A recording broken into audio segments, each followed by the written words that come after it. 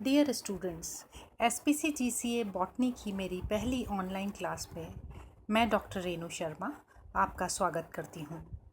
BSc part second के first paper that is diversity of seed plants का पहला topic आज मैं शुरू करने जा रही हूँ और टॉपिक है कैरेक्टरिस्टिक्स ऑफ सीड प्लांट्स। तो अभी तक आप लोगों ने फर्स्ट ईयर में लोअर प्लांट्स पढ़े हैं। लोअर प्लांट्स में आपने थैलोफाइट्स एंड क्रिप्टोगैम्स पढ़े हैं, लेकिन अब जब आप सेकेंड ईयर में आ गए हैं तो अब आप हायर प्लांट्स या सीड प्लांट्स के बारे में पढ़ेंगे। तो जितने भी सीड प्लांट्स हैं इनको कॉमनली कहा जाता है स्पर्मेटोफाइट्स। स्पर्मा माने सीड, फाइटोन माने प्लांट्स। तो spermatophytes are basically seed plants, और इनको दूसरा नाम जो दिया गया है फेनरोगैम्स यानी फ्लावरिंग प्लांट्स भी कहा जाता है। और ये जो प्लांट्स हैं, चाहे वो सीड प्लांट्स हैं या इन्हें हम जिन्हें स्पर्मेटोफाइट्स या फेनरोगैम्स कहा जाता है, इनको जो प्लांट किंगडम का सबसे इवोल्व ग्रुप है दैट इज़ स्पर्मेटोफाइटा, उसके अंदर इनको रखा गया है। तो ये जो स्पर्मेटोफाइटा ग्रुप है या डिवीज़न है, ये दो इम्पॉर्टेंट सब डिवीज़न्स में बांटा गया है। पहला सब डिवीज़न है जिम्नोस्पर्म्स एंड दूसरा सब डिवीज़न है एंजियोस्पर्म्स। जिम्नोस्पर्म्स को हम बोलते हैं अनावृत बीजी पौधे और एंजियोस्पर्म्स को हम बोलते हैं आवृत बीजी पौधे। तो जो अनावृत बीजी पौधे या जिम्नोस्पर्म्स हैं, ये दो ग्रीक शब्दों से मिलकर बने हैं। जिम्नो माने नेकेड, स्पर्मा माने सीड, यानी नेकेड सीड्स जिनमें पाए जाते हैं वो क्या कहलाते हैं? जिम्नोस्पर्म्स कहलाते हैं। अब ये जो सीड है, वाई दे आर नेकेड? क्योंकि इनके ऊपर कवरिंग नहीं है। जो स्पेशल स्ट्रक्चर पाया जाता है दैट इज़ ओवरी, वो इनमें नहीं पाई जाती। Seeds are directly produced on megasporophyll, इसलिए ये सीड्स फ्रूट नहीं बना पाते हैं। और जब ये फ्रूट या फल नहीं बना पाते हैं तो इन्हें कहा जाता है सीड प्लांट्स विदाउट फ्रूट। जबकि एंजियोस्पर्म्स या आवृत बीजी पौधों की जब हम बात करते हैं तो आवृत बीजी पौधों के अंदर आवरण या कवरिंग पाई जाती है। एज द नेम सजेस्ट, एंजियोन और स्पर्मा दो ग्रीक शब्दों से मिलके बना है। एंजियोन माने वेसल या केस या फिर कवरिंग हम जिसे कहते हैं, यानी आवरण जिसे हम कहते हैं, और स्पर्मा माने सीड, यानी सीड जो है एक स्पेशल आवरण से ढके हुए होते हैं, और आवरण होती है अंडाशय भित्ति या ovary wall, and the entire structure is ovary, जिसके अंदर बीज होते हैं जो बाद में क्या बनते हैं? फल बनाते हैं। इसलिए एंजियोस्पर्म्स या आवृत बीजी पौधों को कहा जाता है सीड प्लांट्स विद फ्रूट। तो ये एंजियोस्पर्म जो होते हैं, ये आप पहले भी स्कूल में भी पढ़ के आए होंगे। ये दो तरह के होते हैं, मोनोकोटाइलिडन्स एंड डाइकोटाइलिडन्स। मोनोकॉट्स यानी एक बीजपत्री पौधे और डाइकोटाइलिडन्स माने द्विबीजपत्री पौधे। तो जिम्नोस्पर्म्स और एंजियोस्पर्म्स यानी ये जो दोनों सब डिविजन्स हैं स्पर्मेटोफाइट्स के, इनमें there is a great diversity in size. जितने भी स्पर्मेटोफाइट्स हैं, इसमें जो स्मॉलेस्ट जो स्पर्मेटोफाइट है दैट इज़ वुल्फिया राइजा, जिसे हम कहते हैं कॉमन डकवीट प्लांट, जिसका साइज़ एक ऑल्पिन के हेड के बराबर होता है। और जो लार्जेस्ट आपका एंजियोस्पर्म है आपका स्पर्मेटोफाइट है, और वो एंजियोस्पर्म भी है ऑफ कोर्स, वो है आपका यूकेलिप्टस। और लार्जेस्ट जो आपका स्पर्मेटोफाइट है जो जिम्नोस्पर्म है दैट इज सिकोया सेमीपरवायरेंस। तो ये जो वेरिएशन है साइज़ के अंदर, ये स्पर्मेटोफाइट्स में देखने को मिलता है। अब हम संख्या की बात करें स्पर्मेटोफाइट्स की, तो जो दोनों ग्रुप हैं, दोनों सब डिविजन्स हैं, जिम्नोस्पर्म्स और एंजियोस्पर्म्स, इन दोनों सब डिविजन्स में you can see there is a great variation in number. Gymnosperms are present in a lesser quantity on the earth surface as compared to angiosperms. Gymnosperms के करीब 70 जेनरा और 725 species earth surface पे पाई जाती है सिर्फ। लेकिन angiosperms की जो जेनरा हैं, they are angiosperms are represented by around 12,500 genera and 1,99,300 species. So there is a vast difference in number of genera and number of species. Gymnosperms are least present as compared to angiosperms. तो angiosperms जो हैं, gymnosperms जो थे वो primitive seed plant से सारे के सारे सबसे पहले अर्थ सरफेस पे आए थे। उसके बाद एंजियोस्पर्म्स आए थे आपके क्रिटेशियस पीरियड में, और पूरी जैसे ही एंजियोस्पर्म्स सरफेस पे आए और उसके बाद इन्होंने पूरे अर्थ सरफेस को कवर कर लिया। अब उसके क्या कारण थे, क्यों एंजियोस्पर्म्स जिम्नोस्पर्म्स के कंपैरिजन में डोमिनेंट हो गए और पूरी अर्थ सरफेस को उन्होंने कवर कर लिया, ये सारी चीज़ें जब मैं आपको कैरेक्टरिस्टिक्स बताऊंगी सीड प्लांट्स के, तो मैं साथ ही साथ बताऊंगी why angiosperms are dominating over earth surface as compare to gymnosperms. तो जितने भी सीड प्लांट्स होते हैं या इवन नॉन सीडेड प्लांट्स जो हैं, उनकी लाइफ साइकिल के अंदर दो बहुत इम्पॉर्टेंट फेजेस या प्रावस्थाएं होती है।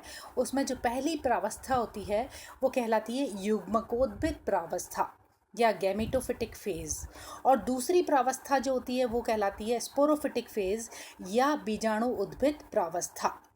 जो गैमेटोफिटिक फेज या युग्मकोद्भिद प्रावस्था है ये हैप्लॉइड होती है, अगुणित होती है, और जो बीजाणु उद्भिद या स्पोरोफिटिक फेज है ये द्विगुणित या डिप्लॉइड होती है। So gametophytic phase is represented by a gametophyte या युग्मकोद्भिद से रिप्रेजेंट होता है, और स्पोरोफिटिक फेज जो है वो रिप्रेजेंट होता है स्पोरोफाइट से। और स्पोरोफाइट की जब हम बात करते हैं तो वो स्पोरोफाइट वो प्लांट बॉडी होती है जो स्पोर्स प्रोड्यूस करती है, और वो स्पोर्स जो प्रोड्यूस करती है वो स्पोर्स स्पोरेंजियम में प्रोड्यूस होते हैं। तो ये जो स्पोर्स प्रोड्यूस होते हैं स्पोरेंजियम में, ये स्पोर्स दो तरह के होते हैं, या तो छोटे स्पोर्स और बड़े स्पोर्स अलग अलग स्पोरेंजियम में प्रोड्यूस होंगे, जिन्हें हम कहते हैं microspores and megaspores. So microspores are produced in microsporangium and megaspores are produced in megasporangium. And the quality of production of these two morphologically different type of spores is called heterospory. और अगर एक ही तरह के spores produce कर रहे हैं, like आपके pteridophytes के अंदर कुछ होमोस्पोरस टेरिडोफाइट्स हैं, आइसोस्पोर्स प्रोड्यूस करते हैं, तो वो स्पोर्स कहलाते हैं होमोस्पोर्स या आइसोस्पोर्स। तो बेसिकली टेरिडोफाइट में जो स्पोर्स होते हैं वो होमो या कुछ स्पीशीज़ में हेट्रो भी पाए जाते हैं, कुछ टेरिडोफाइट्स में, बट सीड प्लांट्स में प्योरली स्पोर्स हेट्रोस्पोरस टाइप के होते हैं। अब ये जो स्पोर्स प्रोड्यूस होते हैं, जो स्पोरेंजियम के अंदर स्पोर मदर सेल्स से प्रोड्यूस होते हैं, ये चूँकि रिडक्शन डिवीज़न से या मियोटिक डिवीज़न से प्रोड्यूस होते हैं, इसलिए ये स्पोर्स जो होते हैं ये अगुणित हो जाते हैं, क्योंकि स्पोर टेट्राड बनते हैं, और ये स्पोर टेट्राड जो बनते हैं ये सारे अगुणित स्पोर टेट्राड्स होते हैं। ये स्पोर्स आपके गैमेटोफाइट जनरेशन को शुरू करते हैं। So spores are the mother cell of the gametophytic phase. तो स्पोर्स से क्या डेवलप हुआ, गैमेटोफाइट डेवलप होता है, और ये गैमेटोफाइट या युग्मकोद्भिद जो डेवलप होता है वो युग्मकोद्भिद दो तरह के युग्मक प्रोड्यूस करता है, और वो युग्मक जो प्रोड्यूस करता है वो या तो मेल युग्मक या नर युग्मक प्रोड्यूस करता है, मेल गैमीट जिसे कहते हैं, और दूसरा या तो मादा युग्मक प्रोड्यूस करता है जिसे फीमेल गैमीट कहते हैं। मेल अगर गैमीट है तो वो एंथ्रोजॉइड कहलाता है, और जो फीमेल गैमीट है वो कहलाता है एग। और ये जो गैमेटोफाइट फेज चूँकि हैप्लॉइड है, अगुणित है, तो जो गैमीट्स प्रोड्यूस हुए इसके ऊपर वो क्या होंगे, वो भी अगुणित होंगे। अब ये जब गैमीट्स यानी एंथ्रोजॉइड और एग, इनका जब फ्यूज़न होता है तो इस प्रोसेस को हम क्या कहते हैं, फर्टिलाइजेशन। इस प्रोसेस को कहते हैं आपका निषेचन। निषेचन से क्या बना, निषिक्तांड या जाइगोट बना। अब ये चूँकि फ्यूज़न से बना, निषेचन से बना, तो ये द्विगुणित होगा। Now this zygote act as a mother cell of sporophytic, future sporophytic generation. इससे क्या बनेगा, फ्यूचर स्पोरोफाइट बनेगा। तो ये एक जनरल ट्रेंड होता है एक सीडेड या नॉन सीडेड प्लांट की लाइफ साइकिल में। ये दो इम्पॉर्टेंट प्रावस्थाएं पाई जाती है। अब ये जो दोनों प्रावस्थाएं पाई जाती है, चाहे वो युग्मकोद्भिद हो या बीजाणु उद्भिद प्रावस्थाएं होंगी जब हम लोअर प्लांट से हायर प्लांट्स की तरफ जाते हैं। लोअर प्लांट्स में थैलोफाइट्स आ गए, ब्रायोफाइट्स आ गए, फिर टेरिडोफाइट्स आ गए और उसके बाद में हायर प्लांट्स में स्पर्मेटोफाइट्स आ गए। तो जब हम मूव करते हैं लोअर प्लांट से हायर प्लांट्स की तरफ तो ये गैमेटोफिटिक फेज जो कि लोअर प्लांट्स में डोमिनेंट था वो धीरे धीरे जब हायर प्लांट्स की तरफ आते हैं तो ये रिड्यूस होता जाता है।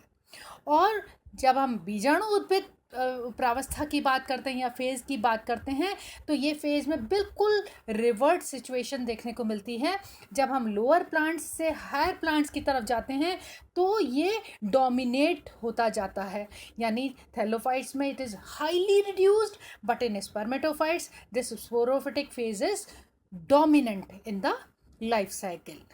सो अगर हम सीड प्लांट्स की बात करते हैं तो सीड प्लांट्स में स्पोरोफिटिक जनरेशन डोमिनेटिंग होती है। So now we come to the general characters of seed plants.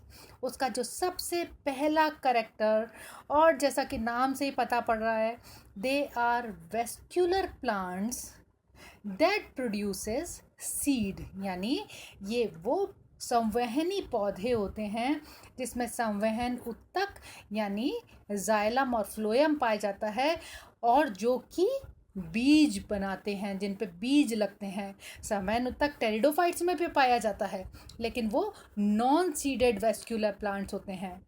वो वेस्क्यूलर क्रिप्टोगैम्स होते हैं, उनमें सेक्स ऑर्गन्स हिडन होते हैं। बट यहाँ in case of seed plants यहाँ पे सेक्स ऑर्गन्स विजिबल होते हैं।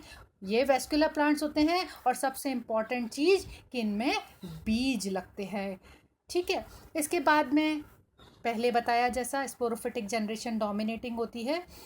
और सबसे इम्पॉर्टेंट चीज़, जितने भी सीड प्लांट जिन्हें हम हायर प्लांट्स कहते हैं, they are cosmopolitan in distribution. Cosmopolitan माने सर्वव्यापी।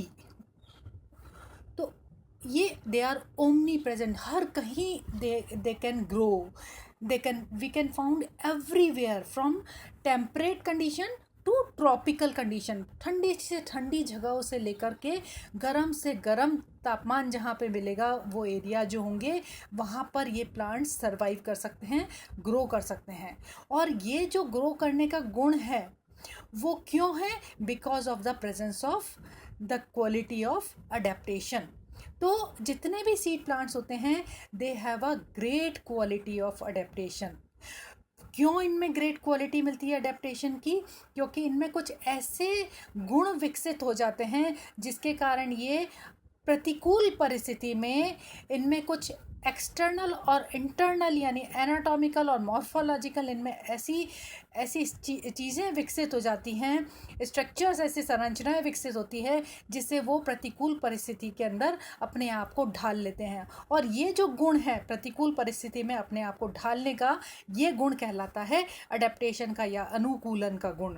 और इसके कारण इनमें जो सीड प्लांट्स हैं इनके 4 इम्पॉर्टेंट इकोलॉजिकल ग्रुप्स बने हुए हैं जिन्हें हम कहते हैं ज़ीरोफाइट्स, हाइड्रोफाइट्स, हेलोफाइट्स एंड मीज़ोफाइट्स।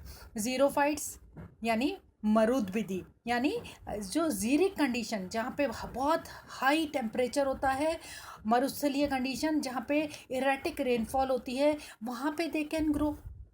बहुत सारे रूपांतरण उनमें विकसित हो जाते हैं, चाहे वो एक्सटर्नल हो मॉर्फोलॉजिकल हो, चाहे इंटरनल एनाटॉमिकल हो। और इसके अलावा पानी में दे कैन ग्रो, हाइड्रोफाइट्स यानी जलोद्भिदी पौधे हो जाते हैं। इसके अलावा दे लवणीय पौधे, उनमें विविपेरी का गुण भी विकसित हो जाता है और बहुत सारे ऐसे अडेप्टेशंस डेवलप हो जाते हैं कि वो लवणीय कंडीशन के अंदर भी ग्रो कर सकते हैं। तो और या फिर समोद्भिद यानी सम कंडीशन में ग्रो करने वाले पौधे। तो इस तरह के जो इकोलॉजिकल ग्रुप्स इसी बेसिस पे बनाए हैं क्योंकि जितने भी सीड प्लांट्स हैं इनमें एक अनुकूलन का जो गुण पाया जाता है, ये एक ऐसी विशेषता है जो लोअर प्लांट्स के अंदर नहीं पाई जाती थी। इसके कारण हायर प्लांट्स या सीड प्लांट जो हैं लोअर प्लांट्स के कंपैरिजन में डोमिनेंट है अर्थ सरफेस पे। लोअर प्लांट्स के लिए मॉइस्चर ज़रूरी था, पानी ज़रूरी था निषेचन के लिए, लेकिन हायर प्लांट्स के अंदर उनमें एडेप्टेशन का गुण नहीं था। लेकिन हायर प्लांट्स में तो एडेप्टेशन का गुण भी है और पानी की अनिवार्यता भी समाप्त हो गई निषेचन के लिए। तो ये कारण ऐसा है कि जितने भी सीड प्लांट्स हैं या हायर प्लांट्स हैं ये अर्थ सरफेस पे ज़्यादा पाए जाते हैं, डोमिनेंट है as compare to lower plants. इनकी हैबिट की अगर हम बात करते हैं तो ये हर्ब, श्रब और ट्री तीनों हैबिट के अंदर पाए जाते हैं। ये शाकीय पौधे भी हो सकते हैं, ये श्रब या शुपी पौधे भी हो सकते हैं, या वृक्षीय पौधे भी हो सकते हैं। जब हम एंजियोस्पर्म्स में बात करते हैं तो हर्ब, श्रब, ट्रीज तीनों में पाए जाते हैं।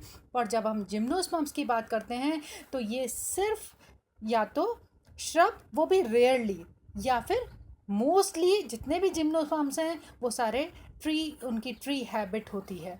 तो they can be present as a herb, they can be present as a shrub, they can be present as a tree habit. ठीक है। इसके अलावा they have a very developed root system, और रूट सिस्टम का develop होना उस पौधे के सरवाइव करने के लिए बहुत ज़रूरी होता है, ताकि वो उस पौधे को एंकरिंग करके रखता है और पानी जो है उसका एब्जॉर्प्शन का काम करता है। तो जितने भी बीजीय पौधे होते हैं उनमें बहुत विकसित जड़ तंत्र या मूल तंत्र पाया जाता है। सेकेंडरी ग्रोथ इन पौधों में या बीजीय पौधों में पाई जाती है। और ये जो सेकेंडरी ग्रोथ होती है जो बीजीय पौधों में पाई जाती है, ये सेकेंडरी ग्रोथ के लिए जो वेस्कुलर बंडल के अंदर आपके फ्लोएम और जाइलम के बीच में जो एधा मौजूद होती है या कैम्बियम होती है, that cambium is responsible for secondary growth. तो जितने भी सीड प्लांट्स होते हैं उसके अंदर वेस्कुलर टिश्यूज़ में, वेस्कुलर बंडल के अंदर फ्लोएम और जाइलम के बीच में कैम्बियम होती है, that is responsible for secondary growth. Except there is one exception, वो भी एंजियोस्पर्म्स का जो ग्रुप है मोनोकॉट्स का या एक बीज पत्री पौधों का, जिसमें वेस्कुलर बंडल्स क्लोज्ड होते हैं, कैम्बियम नहीं पाई जाती, इसलिए इन पौधों के अंदर सेकेंडरी ग्रोथ नहीं पाई जाती। जितनी भी हमारी सीरियल क्रॉप्स है जो मोनोकॉट से बिलोंग करती है, जो आपके जई, ज्वार, बाजरा, जौ, ये सब जो है आपका धान, राइस, ये सब आपका जितनी भी सीरियल क्रॉप्स हैं ये सब मोनोकॉट्स हैं, और इन सब के अंदर you can see there is no secondary growth present. इसके अलावा जो सबसे इम्पॉर्टेंट चीज़ है वो है सीड प्लांट्स में हिट्रोस्पोरी का पाया जाना, यानी विषम बीजाणुता का पाया जाना। और विषम बीजाणुता हम किसे कहते हैं, यानी वो the quality of production of two morphologically and physiologically different type of spores are called heterospory।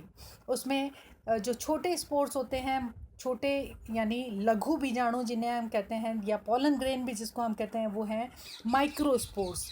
और दूसरे बड़े बीजाणु जो उत्पन्न होते हैं वो है मेगास्पोर्स, जो कि मेगास्पोरेंजियम या ओव्यूल या आपके उसमें ग्रो करता है, बीजांड के अंदर ग्रो करता है। तो मेगास्पोर्स की संख्या 4 होती है मेगास्पोरेंजियम के अंदर। 4 में से 3 एबॉर्ट हो जाते हैं, सिर्फ एक फंक्शनल मेगास्पोर बचता है। और ये मेगास्पोर से फर्दर क्या डेवलप होता है, गैमेटोफाइट डेवलप होता है। बट मियोस्पोर्स ये आपके नॉट माइक्रोस्पोर्स या लघु बीजाणु जो होते हैं, ये माइक्रोस्पोरेंजियम के अंदर बहुत सारी संख्या के अंदर ग्रो होते हैं, इनडेफिनाइट होते हैं, असंख्य ग्रो होते हैं। और ये माइक्रोस्पोर्स से क्या प्रोड्यूस होता है, मेल गैमेटोफाइट प्रोड्यूस होता है। इसके बाद हम इसको नेक्स्ट लेक्चर में कंटिन्यू करेंगे। थैंक्स।